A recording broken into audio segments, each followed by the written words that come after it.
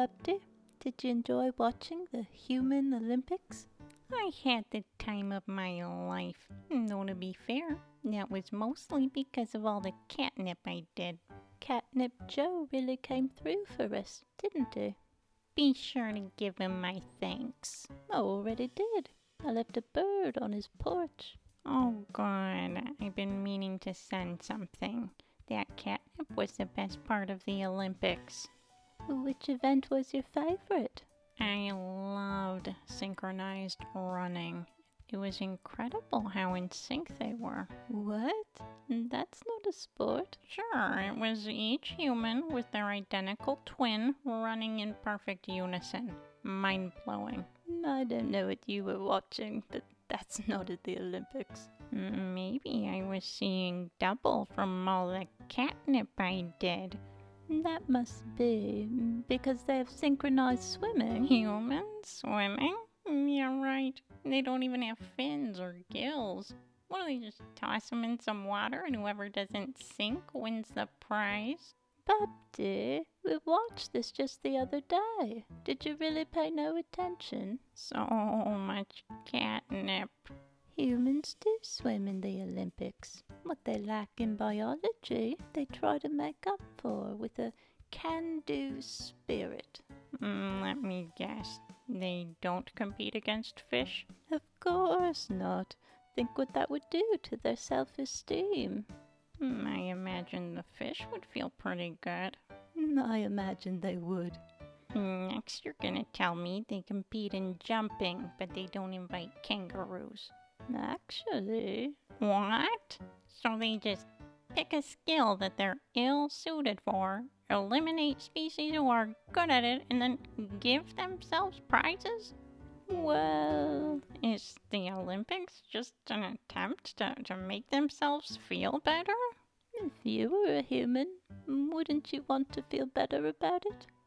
At least they don't compete to see who can fly the highest. Save it for the birds. There's pole vaulting. What? Never mind.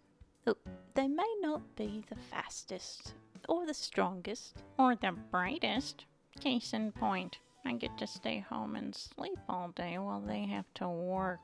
But I think it's all the more impressive that through hard work and practice, they're able to become perfectly mediocre at things they arguably shouldn't do at all. I guess. Think of it this way. If a turtle ran 100 meters in a couple minutes and a cheetah ran it in a few seconds, wouldn't the turtle's friends be more impressed than the cheetah's? Trick question. The cheetah wouldn't have friends because he's in a class of his own and doesn't rely on the validation of peers. But it would be easy for the cheetah. Think how hard the little turtle would have to try. He'd probably get eaten by the cheetah.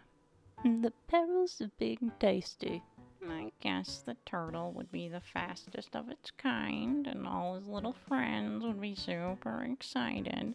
But why would anyone want to be the fastest of a slow species? Better to be the fastest of a slow species than the slowest, don't you think, Bubdy? Better to compete at something your species is good at. I'm drawing a blank. What are humans good at? I've noticed they're very adept at sitting and staring at screens. Maybe something with that. Then everyone would compete. Maybe they already are. That's why they do it so often. They're in training. You know what they should do? They should add an Olympic event where they have to flip and swing around and balance. You know the way monkeys do in trees? Oh, could you imagine humans trying that? I would so watch. You did watch, Bubdy. It's called gymnastics. Seriously? For real? Did they invite monkeys? No, but there was a goat. Next time you try to go on camera without grooming yourself, I'm going on strike. Bubdy, it's not my fault. I didn't know we were filming today. Then make it part of your daily routine. Hygiene matters. You know I had to catch up on my beauty sleep today. I was otherwise engaged. Well, it didn't work. That was time you should have spent grooming. You're the worst.